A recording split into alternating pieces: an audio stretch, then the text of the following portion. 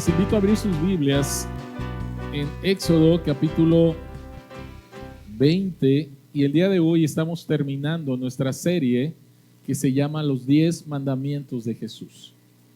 El día de hoy estamos terminando nuestra serie, este es el 10º mandamiento y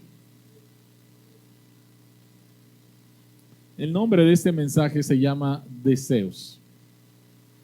El nombre de este mensaje se llama Deseos. Éxodo capítulo 20, versículo 17, la palabra del Señor dice: no codicies la casa de tu prójimo, no codicies su esposa, ni su esclavo, ni su esclava, ni su buey, ni su burro, ni nada que le pertenezca. Oremos. Te queremos dar las gracias, Padre, por permitirnos concluir el día de hoy con esta serie en los 10 mandamientos, los 10 mandamientos de Jesús. Y rogarte nuevamente que abras nuestros ojos para ver las maravillas que hay en tu palabra. Y que tu Espíritu Santo nos guíe a toda la verdad del Evangelio. Podamos creerla y podamos ser transformados. En el nombre de Jesús. Amén. Este mandamiento es muy interesante porque es con algo que lidiamos todos los días. Es con algo que lidiamos todos los días y de diferentes formas. Todos lidiamos todos los días con nuestros deseos.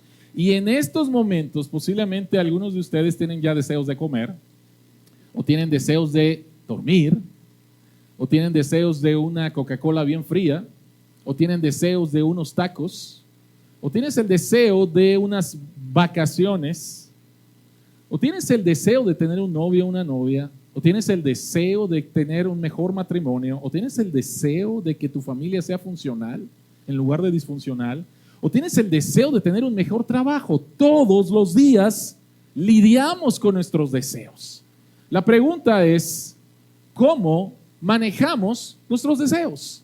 Y especialmente aquellos que caen en este mandamiento de no codiciar. ¿Cómo manejamos nuestros deseos, especialmente en este mandamiento que se trata de no codiciar? Vamos a hablar acerca de este mandamiento pensando en 3 cosas. Número 1 es, ¿cuál es el significado de codiciar? ¿Cuál es el significado de codiciar? Número 2, ¿cuál es el costo?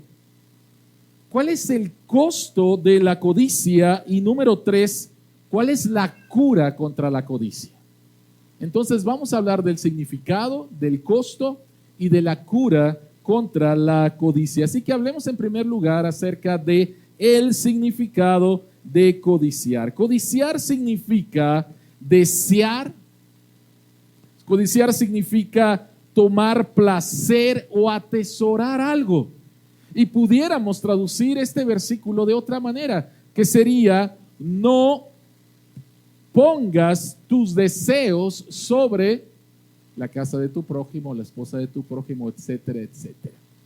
Pudiéramos traducirlo de esa manera. Y algo que queremos dejar desde el principio es que este mandamiento no se trata de matar tus deseos. Este mandamiento no se trata de matar tus deseos como el budismo. El budismo enseña que la libertad completa del ser humano es llegar a un estatus, a una condición en el cual ya no deseas nada. Eso no enseñan las Escrituras. Somos personas que desean porque fuimos creados para desear. Fuimos creados para desear. Entonces, este mandamiento no está hablando de matar tus deseos. Este mandamiento está hablando acerca de deseos que son desviados, de deseos que están corruptos, de deseos que están distorsionados, de deseos que están torcidos. Y nuevamente quiero dejar bien claro, la Biblia no enseña que desear sea algo malo. Y voy a mencionar 3 versículos con respecto a esto. El primero lo encontramos en Primera de Juan capítulo 2 versículos 16 al 17 que dice: porque nada de lo que hay en el mundo, los malos deseos del cuerpo, la codicia de los ojos y la arrogancia de la vida proviene del Padre, sino del mundo. El mundo se acaba con sus malos deseos, pero el que hace la voluntad de Dios permanece para siempre. Entonces, lo que quiero que noten en este pasaje es que habla acerca de deseos que son malos y deseos que son correctos, que tienen que ver con la voluntad de Dios, lo cual va a permanecer para siempre. Entonces, la Biblia no enseña que desear sea algo malo. Está hablando específicamente de ciertos deseos que son malos, que son distorsionados. El siguiente pasaje es Gálatas capítulo 5, versículos 16 y 17, que dice: así que les digo, vivan por el Espíritu y no seguirán los deseos de la naturaleza pecaminosa, porque ésta desea lo que es contrario al Espíritu y el Espíritu desea lo que es contrario a ella. Los dos se oponen entre sí, de modo que ustedes no pueden hacer lo que quieren. Entonces encontramos aquí dos deseos que chocan. El deseo de mi naturaleza antigua, que es contrario a Dios, con el deseo de mi nueva naturaleza, si soy cristiano, que es una naturaleza espiritual, y estos dos van a chocar. Entonces la Biblia no dice que debes de matar tus deseos o en contra de los deseos, sino de ciertos deseos que no son los correctos. Ahora, ¿de dónde viene esto? ¿Por qué es que tenemos deseos que no son correctos? Y esto lo encontramos, y Pablo lo explica en Romanos capítulo 1, el versículo 25, dice: cambiaron la verdad de Dios por la mentira, adorando y sirviendo a los seres creados antes que al Creador, quien es bendito por siempre. Entonces, quiero que noten lo que pasó. Hubo un cambio aquí en la creación. Génesis capítulo 1 y 2, Adán y Eva tenían deseos fuertes. Así Dios los creó. Pero lo interesante era que sus deseos fuertes, por ejemplo, la belleza de la creación de Dios, sus deseos fuertes el uno por el otro, los dirigían al Creador. El problema es lo que pasó después. El problema es que con la entrada del pecado, nuestros deseos, en lugar de dirigirse al Creador, se dirigen a la creación. Es como si ahorita saliéramos y recibiéramos, obvio, la luz del sol, el calor del sol, y entonces esto nos hace pensar en el sol. Génesis 1 y 2, con los deseos que Dios nos creó, nos llevaba a estar pensando en Dios o nos conectaba con Dios. Pero lo que pasa en Génesis capítulo 3, cuando nuestros primeros padres creen la mentira de que pueden vivir una vida de significado, propósito y valor aparte del Creador, estos deseos que ahora tienen, que siguen teniendo, ya no los dirigen al Creador, sino son dirigidos solamente a la creación, la cual nunca va a poder satisfacer esos deseos. Génesis 1 y 2. Génesis 1 y 2, el cielo y la tierra estaban conectados. Génesis capítulo 3, el cielo y la tierra se dividen. Y por lo tanto, estos deseos que tenemos ahora están distorsionados. Todo deseo desconectado del Creador se distorsiona. Todo deseo distorsionado del Creador se distorsiona. Por lo tanto, la codicia es un cortocircuito, es un deseo por las cosas creadas, pero que está desconectada del Creador. En lugar de llevarte a Dios y agradecerle a Dios y admirar a Dios, no.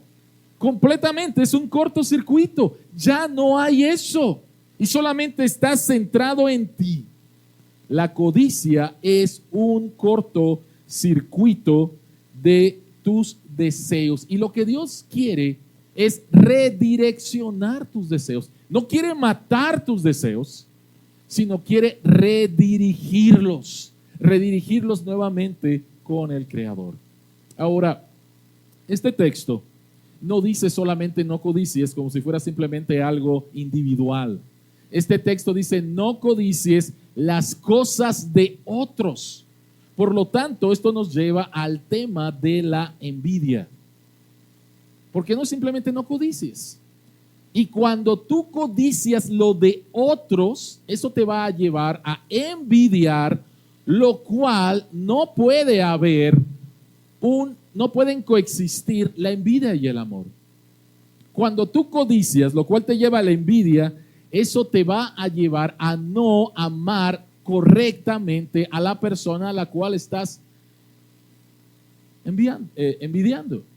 El amor y la codicia no pueden coexistir. La envidia toma forma, la envidia que sale de la codicia toma forma especialmente de dos maneras. Una de ellas tiene que ver con comparar y otra tiene que ver con competir. Y voy a hablar de manera general. De manera general y en la manera en la cual Dios nos diseñó, las mujeres tienen más problemas con comparar y los hombres tienen más problemas con competir. Y estoy hablando de manera muy general. Mujeres, cuando tú te comparas con otra, cuando tú te comparas la casa que tienes con la casa que tiene otra, cuando tú te comparas y te ves al espejo y ves el cuerpo de otra mujer, cuando tú te comparas y ves los niños bien portados de otra familia, no puedes amar bien a esa persona. No puedes amar bien a esa persona. Y la manera en la cual vas a expresar eso puede ser de una manera muy tranquila, en la cual simplemente te estás consumiendo por dentro y puede llevarte a hacer otras cosas como empezar a difamar, a decir mentiras con respecto de la persona que estás envidiando. Pero el punto es este, la envidia te hace que no ames correctamente a esta persona al estarte comparando. Hombre, es lo mismo. Competimos y especialmente una de las áreas en las cuales más competimos tiene que ver con nuestro trabajo. Y cuando competimos en nuestro trabajo, porque quiero que sepan que soy mejor que esta persona, porque quiero tener más poder en mi trabajo, porque quiero controlar en mi trabajo. Y cuando yo estoy compitiendo con alguien, y si me piden referencia de esa persona, es súper tentador no decir cosas buenas. Todo lo contrario. Es señalar sus debilidades. El envidiar no me permite amar correctamente a la persona. Por lo tanto, ¿qué es la codicia? ¿Qué es la codicia? La codicia son deseos descontrolados, desconectados de Dios, que nos llevan a la envidia y afectan el bien del prójimo. Eso es codiciar. Codiciar son deseos descontrolados, desconectados de Dios, que te llevan a la envidia y afectas el bien de tu prójimo. Ese es el significado de la codicia. ¿Cuál es el costo? ¿Cuál es el costo? ¿Por qué codiciamos? Este es el punto número 2. ¿Cuál es el costo de la codicia? En el libro de Colosenses, capítulo 3, el versículo 5, encontramos algo bien importante que nos dice Pablo. La palabra de Dios dice: por tanto, hagan morir todo lo que es propio de la naturaleza terrenal, inmoralidad sexual, impureza, bajas pasiones, malos deseos, y noten, y codicia, la cual es idolatría. Interesante que Pablo está conectando el último mandamiento con el primer mandamiento. El primer mandamiento tiene que ver con la idolatría. Y Pablo lo conecta inmediatamente. Toda idolatría, nuevamente, es pecado. Por lo tanto, cada vez que tú y yo codiciamos algo, estamos quebrantando el primer mandamiento y algo o alguien se está convirtiendo en nuestro Dios funcional. ¿A qué me refiero con Dios funcional? Si yo les preguntara a ustedes, ¿para qué vives? ¿Para quién vives? Posiblemente algunos de ustedes me dijeran: ah, no, yo vivo para Dios. ¿De veras? ¿En serio? Dios funcional significa lo que realmente te hace levantar cada mañana, para lo que realmente vives. Ese es tu Dios funcional. Y muchas veces no es el Dios verdadero, es un ídolo. Es un ídolo. Una persona dijo que la manera en la cual vas a descubrir verdaderamente quién es tu Dios funcional no es preguntarte para quién vives, porque nos engañamos. La manera en la cual vas a descubrir verdaderamente para quién vives es tus pesadillas. ¿Qué es lo que si lo perdieras haría que dijeras no vale la pena vivir? ¿Qué es? ¿Qué cosa es que si lo perdieras dirías no vale la pena vivir? Eso es tu Dios funcional. Así que debemos de mirar nuestras emociones más profundas. Debemos de mirar lo que nos hace molestar. Debemos de mirar cuando nos sentimos deprimidos. Debemos de pensar en eso porque esa es una buena pista para decirnos cuál es nuestro Dios funcional, qué es lo que codiciamos, lo que verdaderamente es idolatría, lo que hemos llevado, algo bueno que Dios nos ha dado, y lo hemos llevado a un nivel que no debería de ser. ¿Cuál es el primer mandamiento? Amarás al Señor Dios con todo tu corazón. San Agustín, uno de los padres de la iglesia, mencionó que cuando codiciamos, estamos amando algo que no es Dios y esto es un amor desordenado. Y él dijo lo siguiente, el problema viene cuando amas algo que deberías amar o desear, pero no de manera suprema. En otras palabras, Dios me llama a amar a mi hijo, sí, pero puedo llevar eso a un nivel donde mi hijo realmente me controla. Dios me llama a amar mi trabajo y hacerlo bien, sí, pero puedo llevar esto a un nivel donde nuevamente mi adicción es al trabajo y saco de él todo mi propósito, significado y valor. Entonces, el punto es este.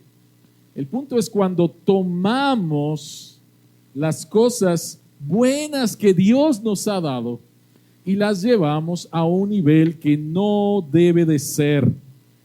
La codicia es la búsqueda perpetua de tu Dios. Piénsenlo, por favor. La codicia es la búsqueda perpetua de tu Dios funcional. Y es perpetua porque toda idolatría nunca va a cumplir lo que te promete. Hemos hablado mucho acerca de eso.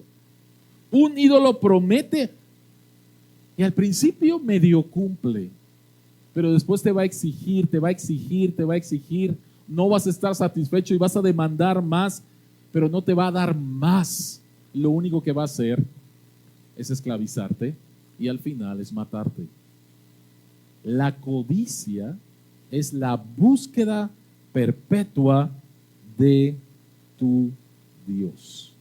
Ahora, estamos diciendo que en la raíz de la idolatría, la raíz de la codicia es la idolatría.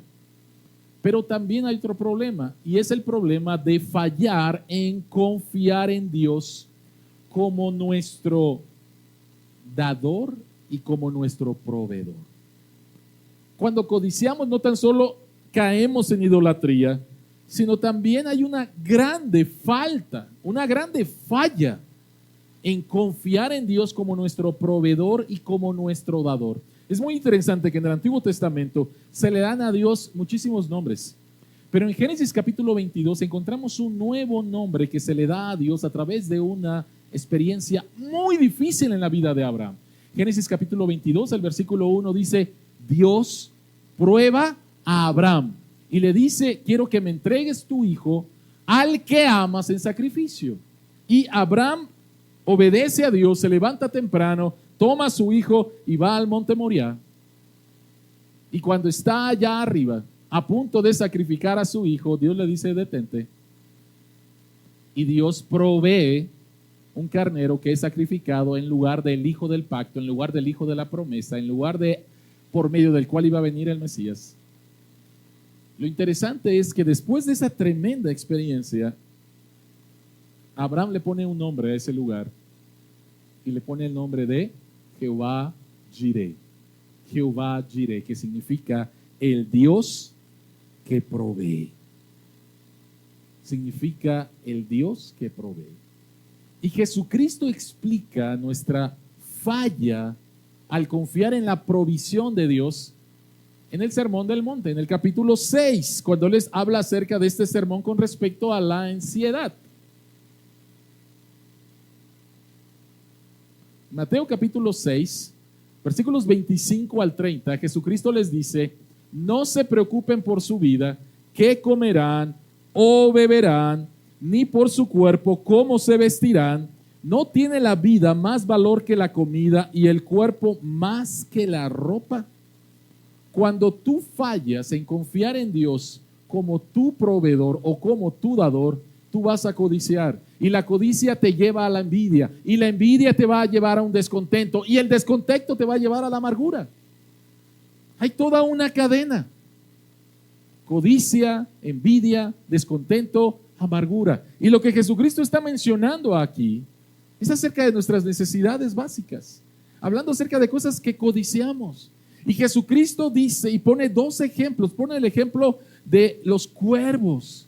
Y Jesucristo dice: vean, Dios los alimenta. Y después Jesucristo pone el ejemplo de los lirios del campo. Vean cómo Dios los viste. Y termina en el versículo 30 diciendo: ¿no hará por ustedes algo más?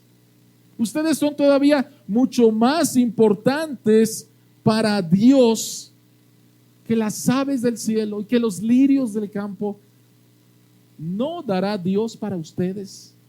Por lo tanto, cuando confío en Dios, descanso en que Él va a proveerme para mí, voy a estar contento. Pero cuando no es así, cuando tú quieres algo y no lo tienes, y todos los que estamos aquí hemos pasado por eso, todos tenemos la experiencia de querer algo, no tenerlo, ¿qué es lo que pasa después? Lo que pasa después es que empezamos a mirar quién sí lo tiene. Deseo algo profundamente. Dios no me lo está dando. Este deseo que tengo me está llevando a la amargura y a un descontento. Pero ¿sabes qué es lo peor? Empiezo a mirar y voy a llegar a una locura que se llama merezco. Me lo merezco. ¿Por qué lo tiene esa persona? Yo me lo merezco. Codicio, envidio, descontento, amargura. Pero lo peor es cuando crees que lo mereces. Que mereces eso que no tienes. Y eso te puede llevar a hacer cosas muy locas. Demasiado locas. Conozco a alguien que ahorita está padeciendo por eso. Muy triste. Muy triste.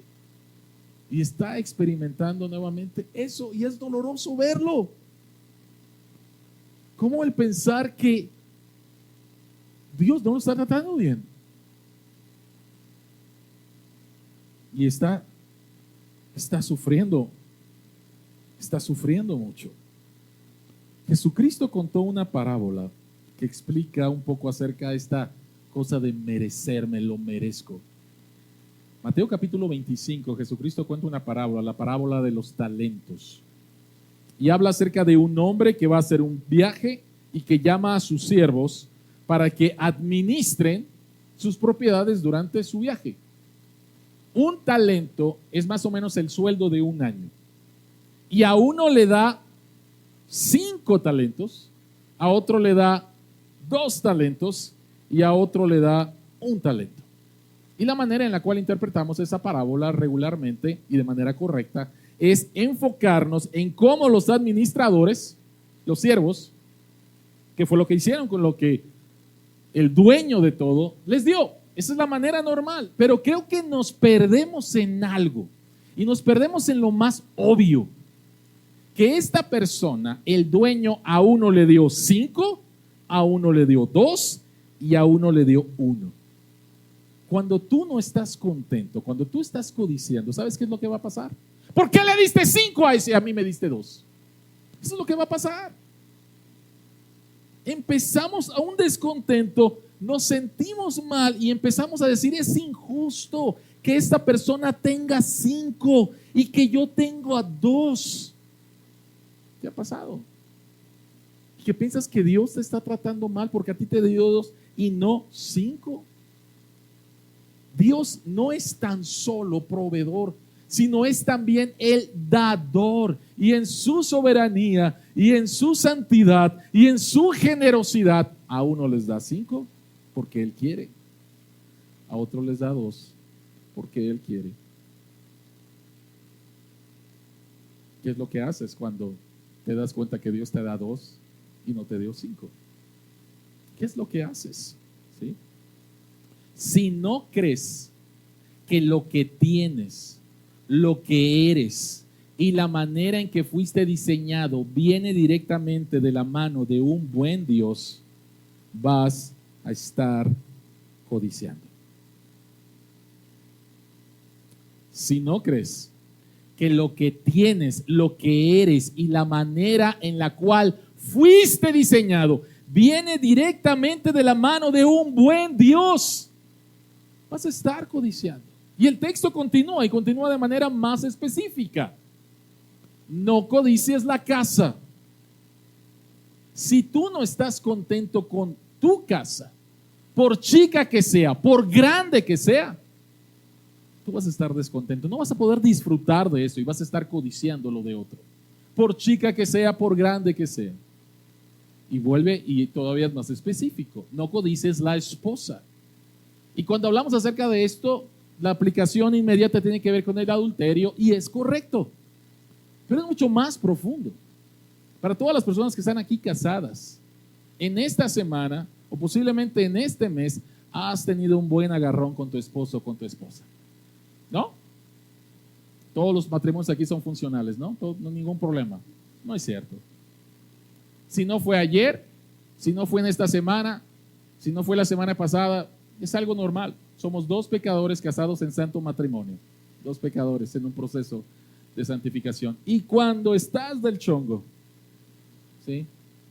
Muy posiblemente has pensado: ojalá que mi esposo fuera como... Ojalá que mi esposa fuera como... ¿No? ¿Qué es lo que estás diciendo? Lo que estás diciendo en ese momento es que Dios se equivocó. Dios se equivocó. Y te dio, pues quién sabe la esposa de quién, ¿verdad? Pero como le pasó a una persona que llegó con su pastor y le dijo: pastor, creo que me casé con la persona equivocada. Y el pastor le dijo: tráeme tu acta de matrimonio. Ah, ok, sí, aquí está. ¿Qué nombre dice aquí? No te casaste con la persona equivocada. La persona que está aquí es con la persona correcta.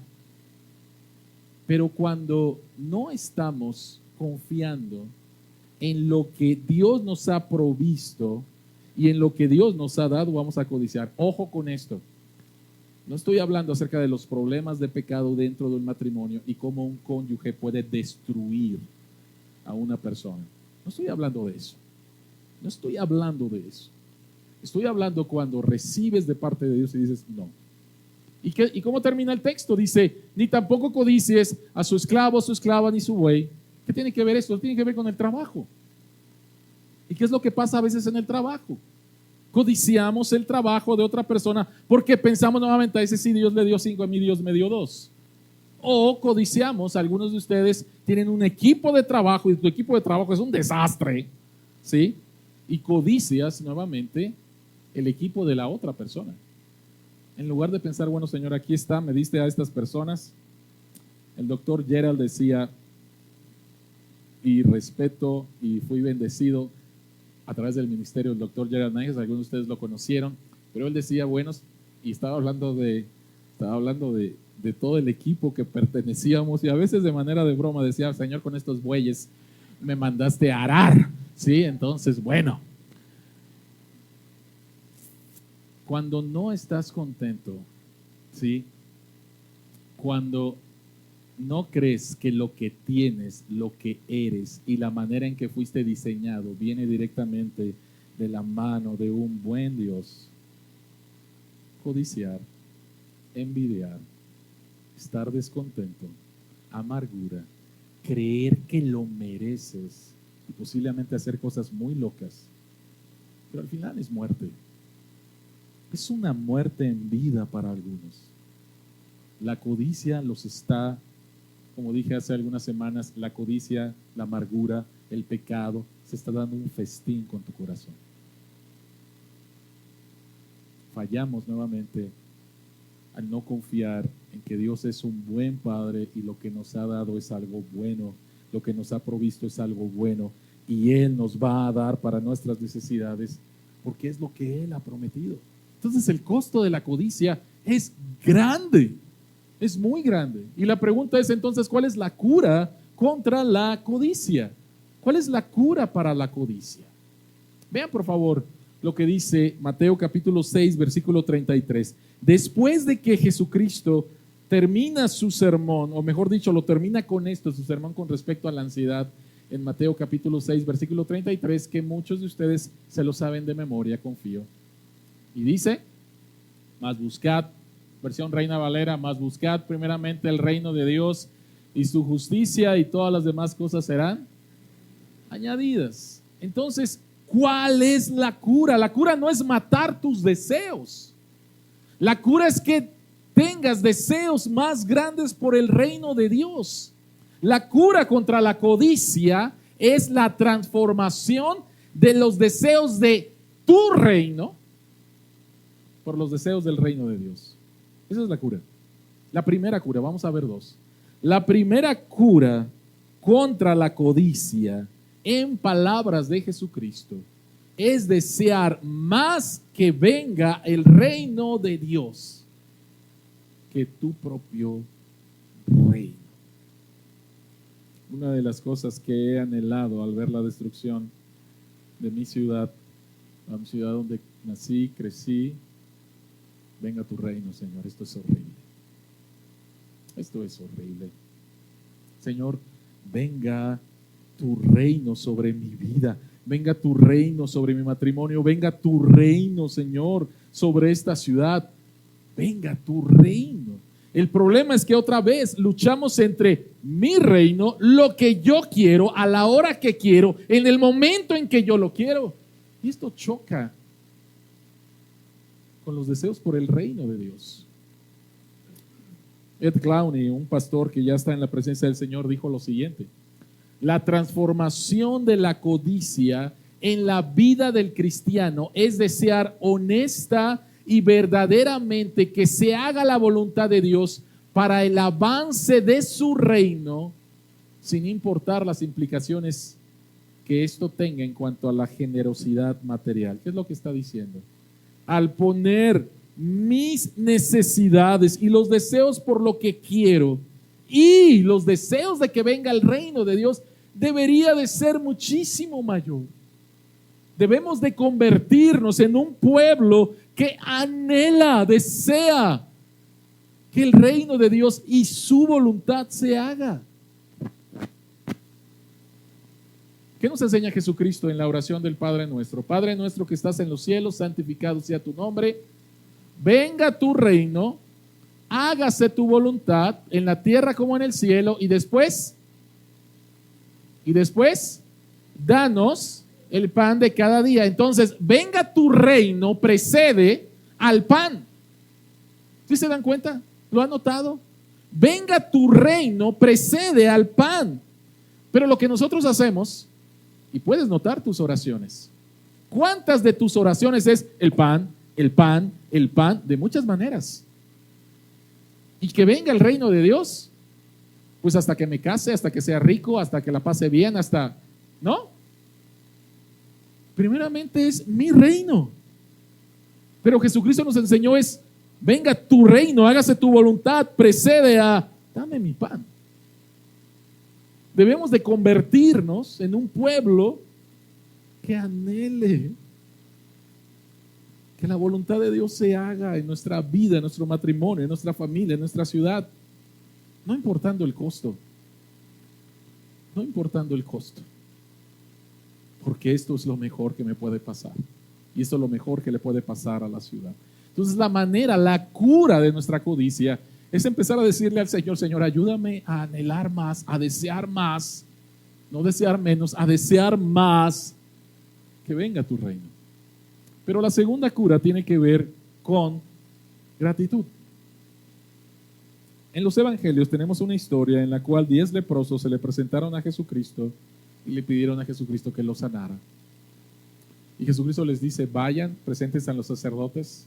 Y mientras iban caminando, Dios los sanó. ¿Recuerdan la historia? ¿Cuántos regresaron? Solamente regresó uno. Posiblemente los otros decían: me lo merezco. He sufrido mucho, me lo merezco. Solamente uno se dio cuenta que fue sanado por gracia.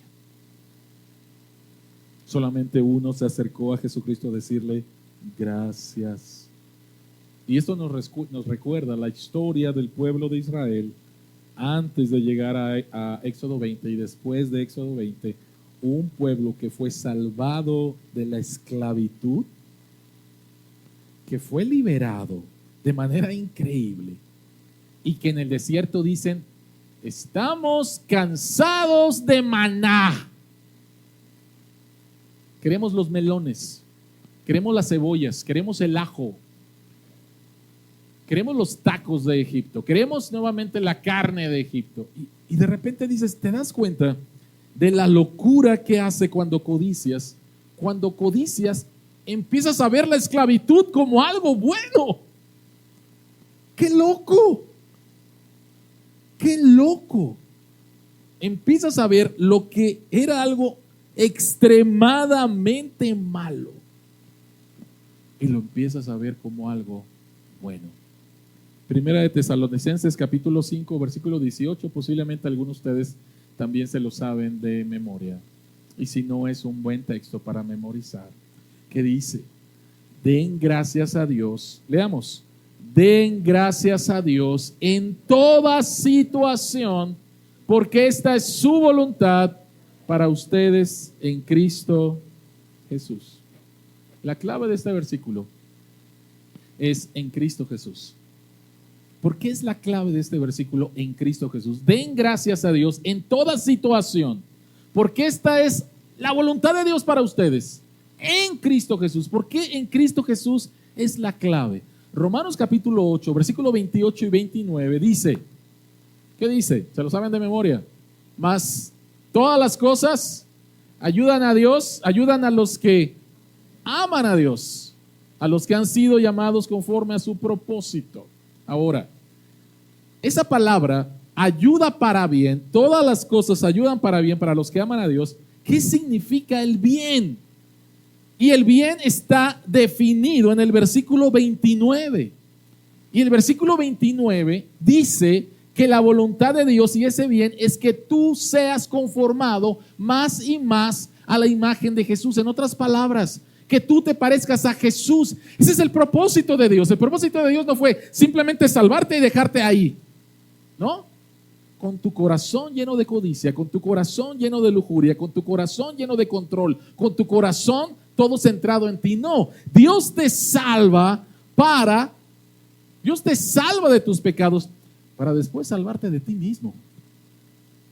Para después salvarte de ti mismo y conformarte y hacerte como la persona más increíble que ha vivido aquí en esta tierra.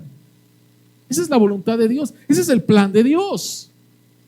Entonces todo va a ayudar, dice Dios, para que tú seas conformado cada vez más y más, te parezcas cada vez más y más a la imagen de Jesús. Entonces vean por favor el texto otra vez.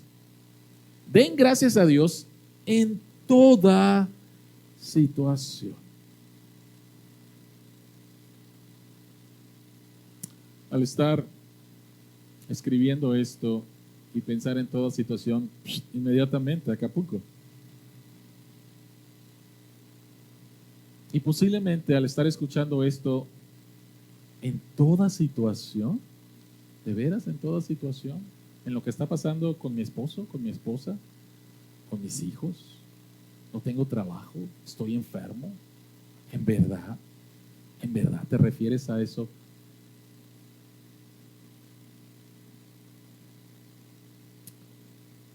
Dios entiende la situación en la cual tú estás viviendo.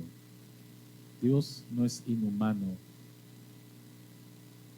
Dios no es frío. Dios sabe por lo que estás pasando. Jesucristo lo entiende mejor que tú porque Él vivió aquí en esta tierra. Pero Dios tiene un plan todavía mucho más grande. A veces no nos damos cuenta de eso, porque solamente estamos mirando nuestra circunstancia y decimos, no me gusta mi circunstancia. Pero vean otra vez el texto, den gracias en toda situación, porque esta es su voluntad. Y sabes, para dar gracias en una situación mala, porque esta es su voluntad, se necesita otra vez entender que estamos hablando de un buen Dios, un proveedor y un dador. Si lo quitas de tu mente, no lo vas a poder entender. Y lo único que vas a hacer es estarlo sufriendo y sufriendo y sufriendo. La cura para la codicia es la gratitud. La cura para la codicia es la gratitud. La cura para la codicia es anhelar la voluntad de Dios, el reino de Dios. La segunda cura es la gratitud. Estaba escuchando acerca de un hombre que la estaba pasando muy mal, en una situación muy difícil en su vida, y el pastor y el consejero bíblico le dijeron que empezara un diario de gratitud. Ve lo bueno que Dios te ha dado. Tienes vida, tienes salud, tienes un techo, pero quiero por favor que piensa. Lleva un diario de gratitud.